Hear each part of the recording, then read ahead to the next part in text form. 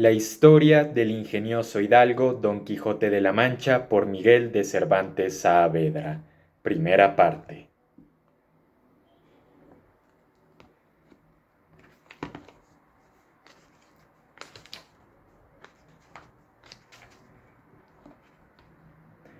Capítulo 1,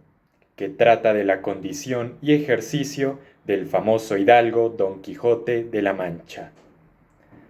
En un lugar de la Mancha, de cuyo nombre no quiero acordarme, no ha mucho tiempo que vivía un hidalgo, de los de lance en astillero, adarga antigua, rocín flaco y galgo corredor, una olla de algo más vaca que carnero, salpicón las más noches, duelos y quebrantos los sábados, lentejas los viernes y algún palomino de añadidura los domingos consumían las tres partes de su hacienda. El resto dela concluían sayo de velarte, casas de velludo para las fiestas con sus pantuflos de lo mesmo, y los días de entresemana se honraba con su vellorí de lo más fino. Tenía en su casa una ama que pasaba de los 40 y una sobrina que no llegaba a los 20, y un mozo de campo y plaza que así ensillaba el rocín como tomaba la podadera. Frisaba la edad de nuestro hidalgo con los 50 años. Era de complexión recia, seco de carnes, enjuto de rostro, gran madrugador y amigo de la casa. Quieren decir que tenía el sobrenombre de Quijada o Quesada, que en esto hay alguna diferencia en los autores que de este caso escriben, aunque por conjetura verosímiles se deja entender que se llamaba Quijana. Pero esto importa poco a nuestro cuento, basta que en la narración de él no se salga un punto de la verdad. Es, pues, de saber que este sobredicho hidalgo, los ratos que estaba ocioso, que eran los más del año, se daba a leer libros de caballerías con tanta afición y gusto que olvidó casi de todo punto el ejercicio de la casa y aun la administración de su hacienda, y llegó a tanto su curiosidad y desatino en esto que vendió muchas hanegas de tierra de sembradura para comprar libros de caballerías en que leer, y así llevó a su casa todos cuantos pudo haber delos, y de todos ningunos le parecían tan bien como los que compuso el famoso Feliciano de Silva, porque la claridad de su prosa y aquellas intrincadas razones suyas le parecían de perlas, y más cuando llegaba a leer aquellos requiebros y cartas de desafíos donde en muchas partes hallaba escrito la razón de la sinrazón que a mi razón se hace, de tal manera mi razón enflaquece que con razón me quejo de la vuestra fermosura. Y también cuando leía los altos cielos que de vuestra divinidad divinamente con las estrellas os fortifican y os hacen merecedora del merecimiento que merece la vuestra grandeza. Con estas razones perdía el pobre caballero el juicio y desvelábase por entenderlas y desentrañarles el sentido, que no se le sacara ni las entendiera el mismo Aristóteles, si resucitara para solo ello. No estaba muy bien con las heridas que don Belianís daba y recibía, porque se imaginaba que por grandes maestros que le hubiesen curado, no dejaría de tener el rostro y todo el cuerpo lleno de cicatrices y señales. Pero, con todo, alababa en su autor aquel acabar su libro con la promesa de aquella inacabable aventura, y muchas veces le vino deseo de tomar la pluma y darle fin al pie de la letra, como allí se promete, y sin duda alguna lo hiciera y aún saliera con ello si otros mayores y continuos pensamientos no se lo estorbaran. Tuvo muchas veces competencia con el cura de su lugar, que era hombre docto, graduado en Sigüenza, sobre cual había sido mejor caballero, Palmerín de Inglaterra o Amadís de Gaula, más maese Nicolás, barbero del mismo pueblo. Decía que ninguno llegaba al caballero del Febo, y que si alguno se le podía comparar era don Galaor, hermano de Amadís de Gaula, porque tenía muy acomodada condición para todo, que no era caballero melindroso, ni tan llorón como su hermano, y que en lo de la valentía no le iba en zaga.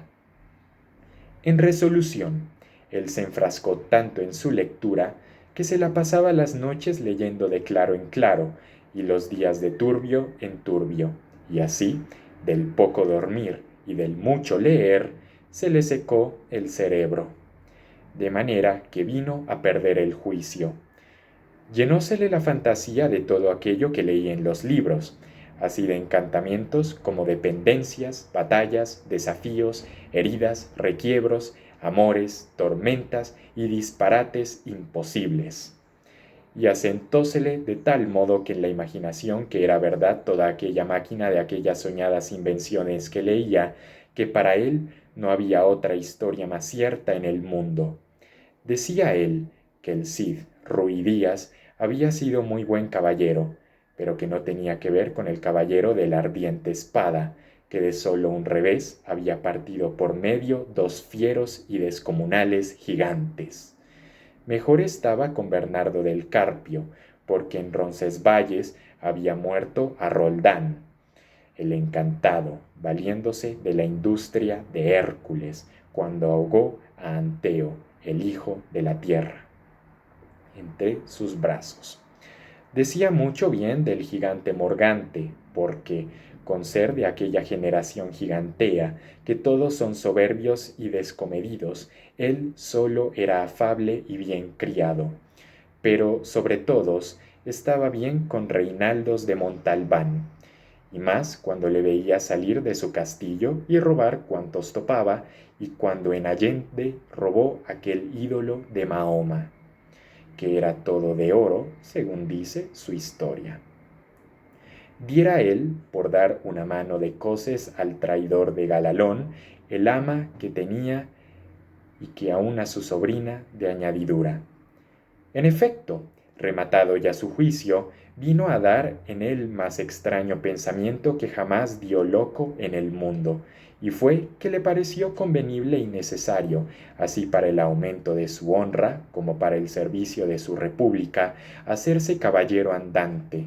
e irse por todo el mundo con sus armas a caballo a buscar las aventuras y a ejercitarse en todo aquello que él había leído que los caballeros andantes se ejercitaban, deshaciendo todo género de agravio y poniéndose en ocasiones y peligros donde acabándolos cobrase eterno nombre y fama. Imaginábase el pobre ya coronado por el valor de su brazo, por lo menos del imperio de Trapisonda. Y así, con estos tan agradables pensamientos, llevado del extraño gusto que en ellos sentía, se dio priesa a poner en efecto lo que deseaba. Y lo primero que hizo fue limpiar unas armas que habían sido de sus bisabuelos, que tomadas de orín y llenas de moho, luengos siglos había que estaban puestas y olvidadas en un rincón. Limpiólas y aderezólas lo mejor que pudo, pero vio que tenían una gran falta, y era que no tenían celada de encaje, sino morrión simple, mas a esto suplió su industria, porque de cartones hizo un modo de media celada que encajada con el morrión hacía una apariencia de celada entera. Es verdad que, para probar si era fuerte y podía estar al riesgo de una cuchillada, sacó su espada y le dio 2 golpes y con el primero y en un punto deshizo lo que había hecho en una semana. Y no dejó de parecerle mal la felicidad con que le había hecho pedazos, y por asegurarse de este peligro, la tornó a hacer de nuevo poniéndole unas barras de hierro por dentro,